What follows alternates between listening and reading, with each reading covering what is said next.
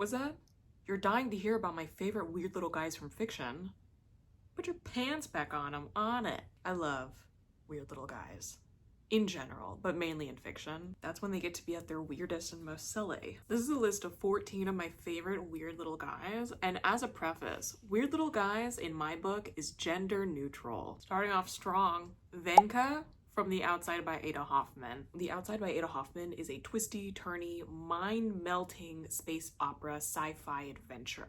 That's book 1 in a series. It follows our main character, an autistic lesbian scientist who we meet as she is accidentally almost destroying the fabric of reality. This puts her on the radar of the AI gods who rule over the galaxy, who call her in for questioning. But they mainly call her in because they need her assistance in tracking down her former mentor, who is now a known heretic on the run. What I really love about Yasira, the main character, is that she would love nothing more than to completely abandon this mission that leaves her overstimulated all of the time and go back home to her girlfriend. She is a reluctant chosen one. My favorite character in this entire book is this random side character, Venka. Venka is a robot. On the side of the AI gods, Venka is violent, apathetic, objectively strange, kind of a loose cannon, ready to snap at any moment. Venka speaks only in all caps and has been begging for an upgrade to their body, which included fidget toys. There is literally a section that talks about Venka's upgrades, including switches and buttons that aren't really connected to anything, that are just for Venka to play with.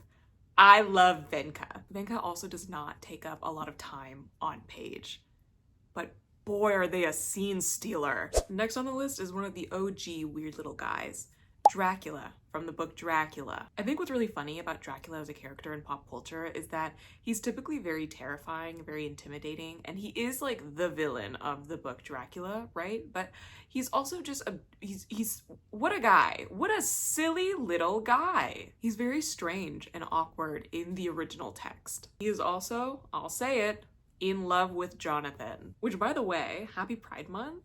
Happy birthday, gay people. Dracula fundamentally is one of the greatest historical blueprints for the weird little guy. Next is Alexis from Mistletoe by Kimberly Lemming. I really adore Kimberly Lemming. She does these really great romantic comedy, high fantasy romance novels. They always have some semblance of magic and adventure. The vibe of Kimberly Lemming's writing is like really fun, loud, drunk people at the Renaissance Festival. And Mistletoe is no exception. It's a novella. I think it doesn't even hit 70 pages, but it follows our main character and her romance formed with this fox demon out in the woods. That's not who I'm focusing on, though, in this book, because once again, one of these weird little guy side characters is a scene stealer. Our main character travels around with a talking sword who gives herself the name Alexis. I love Alexis. She reminds me so much of the Alexis from Schitt's Creek, and I feel like that's partially intentional. I'm a little bit of la la la la la la la, a little bit Alexis. She's down for anything. She just wants to leave. She's here to party. She loves gossip. She loves to share her opinion unprovoked. Ultimately, Alexis is happy to be there and happy to have anyone to speak to. I am not so patiently waiting for the day that we get an entire book following Alexis the Talking Sword. Next on my list is a recent favorite. It's the main character from the book Walking Practice. I really loved Walking Practice. It's so bizarre and so heartfelt and emotional and funny and bloody and gory and violent. Walking Practice is a piece of translated Korean fiction that follows the story of this alien that had crash landed onto Earth many years ago and is stuck here. It has no way of communicating back with its original home planet or its original people. It is a genderless and gender non-conforming, gender-full alien creature that can transform itself into any sort of desired shape, form. It also lives off of a diet of eating humans. So we follow this creature, our main character, through many fourth wall breaks where they address us directly in their journey in their day-to-day life of going on dating apps, matching with random people, sleeping with them, and then eating them right after. Pretty similar to sort of like, I guess, how a praying mantis would function. Part of what makes the story so interesting is that our main character changes its like gender expression, its gender human form, and questions often what it even means to follow the rules of that particular gender. This book begs the question, what even is a woman? What is a man? What is the point of the gender binary? But asks these questions through a murderous alien that hates to eat hair. It has these sections that are really grotesque and these sections that are laugh out loud funny, but is ultimately overall very bittersweet, because the more time we spend with this alien creature, the more we realize that we, the reader, are really the only person in the universe this alien can call on for community. I'm a big fan of the weird little guy main character in walking practice. The writing of this is also really experimental, and so I'm really curious to see how an audiobook format for this would even function, because there are certain parts of the book that aren't even written in a human language. This next weird little guy makes me so soft and emotional. It's Monstruo from the book Monstruo. The way I feel so strongly about Monstruo truly needs to be studied. Monstruo exists as a character in the same category as the Eraserhead baby, where I look at it and I get really sad and I go through that same audio that's like, I could have parented him. Monstruo the book follows the story of this one family and the events that take place after the creation of Monstruo. We open up on a grieving mother. She's just lost her son. Her son was born with something wrong with his lungs, where he would just stop breathing suddenly, and that was ultimately also his cause of death. They knew from the moment that he was born that he was going to have a shortened lifespan, but that doesn't make the pain of losing him hurt less. Parents aren't supposed to bury their children. This book very quickly becomes strange when the mother decides to carve open her dead child, still at the scene of his death before anyone is called, and cut off a piece of his lung in order to keep something from him with her. Could a lock of hair also suffice? I think so, but then we wouldn't have the book. Shortly after this piece of her son is cut off, her husband comes home and the marriage is strained, understandably so from that point on. But also shortly after, the mother hears about an old urban legend in the area about another woman who had cut off a piece of her lover and fed that piece in order to grow into a new person. The mother takes this to be guidance. The mother starts feeding the piece of lung, and surprisingly, that chunk of lung starts eating and moving and gains consciousness. It also begins to grow, and what it grows into is Monstruo. This is a book that a lot of people have like quite a bit of discourse about categorizing. The opening chapters undeniably feel very much so a horror novel, but then for the rest of the book, we're changing perspectives from the different family members before we finally end up with Monstruo, and it becomes less of a horror and more this like really bleak, somber, melancholy, introspective journey of queerness. It also navigates this really odd family and how they navigate their relationships with one another. But Monstruo has my heart. He's just such a tragic character to have been born and raised in the shadow of this other dead son who he's never met and doesn't know, but is forever and always going to be a part of. He's spent a lifetime of hiding his true nature, but what this also does is that it takes on a double meaning. Monstruo is not only hiding the physical monstrosity of his physical form, Monstruo is also hiding his queerness from the world. Not necessarily from his family, because everyone in his family is queer, but the book very soon transforms into exploring queerness by exploring monstrosity in a way that I think is so undeniably interesting, and I just love it so much. Next on the list is Edmond Dantes, aka the Count of Monte Cristo, from the book The Count of Monte Cristo. Not only did this book take me 2 months to read, but I also laughed often at the sheer gall of Edmond Dantes. Talk about charisma, uniqueness, nerve, and talent. For anyone who doesn't know, The Count of Monte Cristo is a French classic that explores one of the most epic revenge stories of all time. It tells the story of Edmond Dantes, who, when he was very young, I think probably like 18 or 19, falls in love with a woman and everything's going great until it doesn't. He is wrongfully accused of and framed for a crime he did not commit. And in this elaborate cover-up with multiple parties involved, he is sent to a prison on its own island that is physically impossible for anyone to escape from. And he's sent there for life. Worse yet is that he has no idea why any of this has happened to him. Edmund begins as a very trusting and naive young man, but it is this act of betrayal that hardens him to an extreme. After spending a few years in this god-awful, nightmarish hellscape prison, he meets an older gentleman who is attempting to escape. Edmund agrees to help this man escape as long as they escape together and as long as this man teaches Edmund everything he knows, because he's a great educated man. He's a philosopher, he's an educator. And so Edmund begins to learn. He learns how to read, he learns how to do math, he learns philosophy, he learns economics, and eventually after many more years he manages to escape. What he does post-escape is create an elaborate plan to not only get extremely wealthy, but also take revenge on every single person involved in his downfall, which includes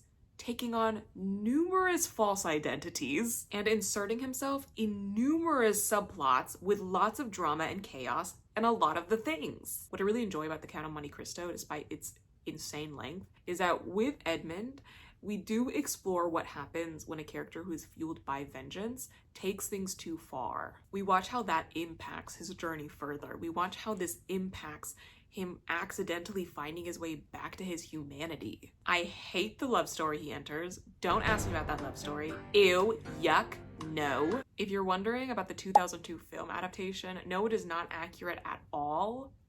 At all. What a terrible adaptation. However, I love that movie. That movie is really fun. The Count of Monte Cristo 2002 film is a piece of fascinating Count of Monte Cristo fan fiction. So I am really excited for the upcoming project where it's that new Count of Monte Cristo adaptation starring Sam Claflin, Finnick Odair, The Man That You Are. That I'm dying to get updates for. The trio of woodland creatures from the book Slothfoot. Slothfoot's a really interesting story for quite a few reasons, with the first one being its direct inspiration. Brom, the author, directly credits watching the film The Witch, starring Anya Taylor-Joy, as inspiration for wanting to create a story with that identical atmosphere. Slothfoot follows the story of a young woman in a puritanical town as she is actively outcasted and wronged on numerous fronts. The deeper we get into her being ostracized within this community and targeted and bullied, the deeper we get into her connection with this mysterious woodland man creature thing that can't remember who or what he is. But we know he's very powerful because there is a trio of woodland creatures that call him father, that follow him around wherever he goes. They're very mischievous, they're very interesting. They remind me so much of those three kids from The Nightmare Before Christmas. That is a small little group of weird little guys, and they get themselves involved into the narrative and into the story in very interesting ways. Slothfoot is also a revenge story. The majority of the book builds up to explaining why our main character would want to seek revenge on this entire town and builds into that revenge. She's accused constantly of being a witch and being married to the devil, and it gets to a point where it's like, well, I might as well. This book also falls into the category of good for her fiction. Slackbot, from the book Several People Are Typing. Several People Are Typing is a really interesting book. It is told entirely through Slack messages. Our main character has accidentally somehow found his consciousness uploaded into his workplace Slack message board. And when he tries to communicate this issue with his friends and his colleagues, no one believes him. Understandably so. They think he's pulling some elaborate bit that he won't let go of. And he keeps trying to reach out to anyone and everyone to help him. One of the people he goes to for assistance is the AI assistant in Slack, the Slackbot. And a lot happens with that weird little guy. This book was so funny from start to finish. Also has some random moments that are objectively very, very horrifying in nature, but also it's so deeply interesting and has these moments that are so surprisingly and shockingly heartfelt and warm and tender. Quite a few of those moments, both the horror and the heartfelt, come from Slackbot. I think about Slackbot a lot. Thimble from Legends and Lattes. I love Legends and Lattes. I love it so much. Legends and Lattes has become one of the new defaults when talking about and referencing cozy fantasy. This book follows our main character, Viv, who is an orc who is retiring from a life of battle and bloodshed to settle down in a small town and open up a coffee shop, which later expands into a cozy cafe. One of the first people she hires is Thimble, which is this little mouse guy who doesn't really speak often or ever, I don't think, to be her baker in the back. We don't know much about Thimble, but I do know that I love him so much. This book was also just really funny to experience because it left me feeling genuinely very excited to get new updates to the menu. Like when they made the addition of cinnamon rolls, I screamed. This book in general is also just one of the more delightful ones I've ever read in my life, but I'm a really big fan of it. More importantly, I'm a really big fan of Thimble! Born, from the book Born by Jeff Vandermeer. Born follows a story of this sort of near-future dystopia. This community has been destroyed and made into a wasteland, made to be very desolate due to the creations out of a lab from this one mysterious company. One day when our main character is going out and foraging for goods, she comes across this little plant thing that must have been a result of the creations from that company, and she knows that she should probably avoid it, but she still takes it home anyway. It's very Little Shop of Horrors in nature, this story, and this little plant creature slowly starts to grow in strength, but also in knowledge. It takes on the name Born, and it develops its intelligence very quickly over a short span of time. This book explores a lot, mainly a really complicated mother-son relationship formed by our main character and Born. But it also begs the question, what is a person? How easily can humanity be gained? But more importantly, how easily can it be lost? The creature from The Har. The Har is a really disgusting, grotesque, nauseating, heartfelt, heartwarming, devastating, highly emotional horror novel. It tells a story of this small Scottish town that is being taken over by this really greedy American corporation. Our main character is an elderly woman who is trying to stand her ground and not sell her property to this company. But various members from this really corrupt corporation are not above violence to get what they want. Our main character is very quickly, very soon, put in a lot of danger. And one day when the horror comes in, a fog coming in from the seaside, she also finds a really weird little guy. She finds this fleshy sea creature washed up on shore and takes it home to save. This creature develops an attachment to our main character. It also gets very hungry and relies on blood to survive. Once it gains that strength that it needs though, it's able to transform and shapeshift. It's able to see into people's memories. This creature models itself after our main character's late husband, who she thinks about every day. And we enter a very strange, very interesting love story between our main character and this guy, this sea creature, because they have a lot more in common than they realize initially. But because this is also still a horror story, a really graphic and violent and grotesque horror story, we also see this creature go on a path of revenge against various members of this corporation on behalf of our main character. And the horror is so much. Not only did this book move me to tears, but also encouraged me to express my love for the people in my life so much more. It also made me want to clench my butt cheeks closed, but I will not be elaborating further on why that is. The main character, Mother Thing. Mother Thing's an interesting one. Our main character in Mother Thing is a young woman who hates her mother-in-law, who's hated by her mother-in-law in return. But when her mother-in-law suddenly dies and she immediately feels the need to steal something from that dead body, everything goes downhill very quickly. The main character starts to grow paranoid about the ghost of the mother-in-law haunting her and plaguing her nightmares. She's worried about the influence this ghost will have on her husband, who she is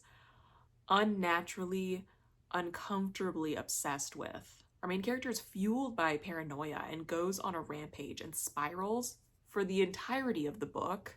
And I was simply in awe of her from start to finish. And last but certainly not least on this list, my favorite weird little guy, real life person Chuck Tingle, the author. Chuck Tingle has been writing these really silly, very seriously unserious but very serious parody erotica for the past 10 years. He is incredibly self-aware and writes so much work that is so meta. And whenever I'm in a bad mood, one of the things I do to uplift my spirits and bring me back to being a person again is to simply go through Chuck Tingle's backlist and read the titles of his works. The titles alone are enough to bring me so much joy. But I think what's also really cool and really fun about these works is that you can also tell from the titles alone where Chuck Tingle's politics lie. And you very quickly find out that Chuck Tingle not only has a great sense of humor, but is also really fucking cool. No cops at Pride, just Chuck Tingle and his pen. If you've made it this far in the video, thank you so much for watching. You can find me more frequently and more reliably on TikTok and Instagram,